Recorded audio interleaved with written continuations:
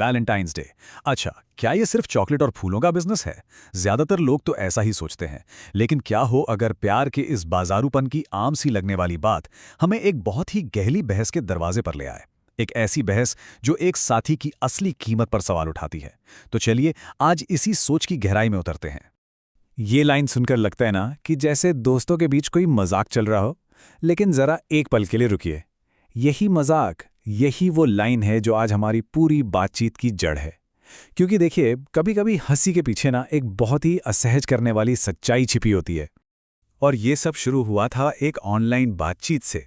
बस एक मामूली सी टिप्पणी थी, लेकिन उसने एक ऐसे मुद्दे पर बहस छेड़ दी जिसके बारे में सच कहूं तो हम सब अक्सर खुलकर बात करने से कतराते हैं। तो अब सवाल ये है, क्या हम इस पर हंसकर इसे जाने दें या फिर इस मजाक के पीछे जो गंभीर बात छिपी है उसे समझने की हिम्मत करें? हम दूसरा रास्ता चुन रहे हैं। तो एक पल के लिए वैलेंटाइंस डे पर होने वाले खर्चों को साइड में रखते हैं। असली मुद्दा कमर्शियलाइजेशन का नहीं है। असली मुद्दा है उन इकोनॉमिक स्ट्रक्चर्स और सोशल प्रेशर्स का जो हमारे रिश्तों को, खासकर शादी जैसी एक बहुत बड़ी संस्था को, असल में शेप देते हैं। और यहीं पर आकर ये तुलना अचानक बहुत ज्यादा गंभीर हो जाती है। अब हम वैलेंटाइंस डे की दुनिया से निकलकर एक ऐसी प्रथा के दायरे में जा रहे हैं जो कई जगहों पर गैरकानूनी तो है, लेकिन फिर भी समाज में उसकी जड़ें बहुत गहरी हैं। और वो प्रथा है दहेज। ये एक लॉजिकल पॉइंट है ना। अगर हम एक त्योहार पर प्यार के बाजारोपन की आलोचना कर सकते हैं, तो क्या हमारी जिम्मेदारी नहीं बनती कि हम उस प्रथा पर भी सवाल उठाएं जो रिश्तों का कहीं ज्यादा और कहीं गहरे तक नुकसान करती है? देखिए, भारत जैसे देशों में दहेज 1961 से ही गैरकानूनी है, लेकिन कड़वी सच्चाई क्या है, ये आज भी जिंदा है। गिफ्ट, रिवाज या उम्मीदों के नकाब के पीछे। और यह हमें एक बहुत जरूरी बात सिखाता है कि सिर्फ कानून बना देने से मानसिकता नहीं बदल जाती। चलिए इन दोनों को आमने सामने रखकर देखते हैं। एक तरफ है वैलेंटाइंस डे, यहां खर्च दो लोगों के बीच अपनी मर्जी से होता है। दूसरी तरफ है दहेज, जो अक्सर एक सामाजिक दबाव है, एक मजबूरी है, जिसमें परिवारों को कर्ज में डुबोने और लैंगिक असमानता को और मजबूत करने की ताकत है। तो यहां फर्क सिर्फ पैसों का नहीं है, फर्क है मर्जी और मजबूरी का। लेकिन दहेज का मामला सिर्फ पैसे से भी कई ज्यादा गहरा है। ये प्यार और शादी की जो मूल भावना होती है ना, ये उसे ही बिगाड़ कर रख देता है। चलिए समझते हैं कि ये कैसे परत दर परत चीजों को बिगाड़ता है। इसे ऐसे समझते हैं, प्यार एक कुदरती बायोलॉजिकल बॉन्ड है, शादी वो सामाजिक ढांचा है जो हम इस बंधन के ऊपर बनाते हैं, और दहेज उस ढांचे पर थोपी गई एक इकोनॉमिक डिस्टॉर्शन है, एक ऐसी विकृति जो पूरे सिस्टम का बैलेंस ही खराब कर देती है। और यहीं हम कमर्शियलाइजेशन से आगे बढ़कर एक ज्यादा स्याह हकीकत तक पहुंचते हैं, जिसे ट्रांजैक्शनल वैल्यूएशन या लेन देन का मूल्यांकन कहते हैं।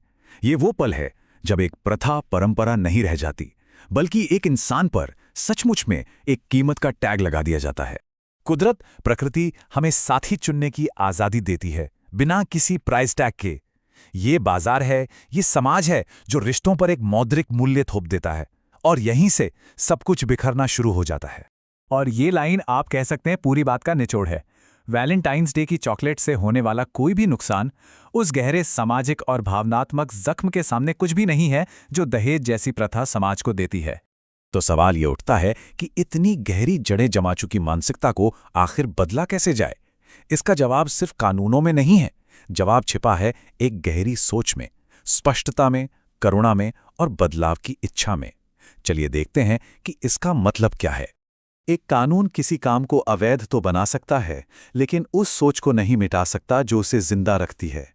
असली बदलाव सिर्फ और सिर्फ स्पष्टता से आता है, जब हम ये समझना शुरू करते हैं कि कोई प्रथा आखिर गलत क्यों है। यहाँ मकसद किसी भी परंपरा पर हमला करना नहीं है, बल्कि ईमानदारी से तुलना करना है। स्पष्टता की तलाश करना कोई बगावत नहीं, ये तो बस इंसाफ और बराबरी की तरफ बढ़ाया गया एक कदम है। ये विचार किसी भी रिश्ते की आत्मा है। जहां प्यार आपसी है, वहां लेन देन की कोई जगह ही नहीं है, और जहां लेन देन शुरू हो जाता है, प्यार चुपचाप वहां से हट जाता है। बात बस इतनी सी है और उतनी ही गहरी भी। क्योंकि जब हम इन मुद्दों को साफ साफ देखने और समझने की कोशिश करते हैं, तो हम असल में करुणा का अभ्यास कर रहे होते हैं। ये एक एक्टिव सिंपैथी है, उन लोगों के लिए एक बेहतर दुनिया बनाने की दिशा में एक कदम जो इन प्रथाओं का दर्द झेलते हैं। और अब हम अंतिम विचार पर आते हैं जो हर चीज को एक साथ जोड़ देता है। प्यार आजादी में पनपता है और लेन देन में मुरझा जाता है। इज्जत चरित्र से कमाई जाती है, उसे पैसे से ट्रांसफर नहीं किया जा सकता। एक बुनियादी सच्चाई जिसे हम सबको संभाल कर रखने की जरूरत है।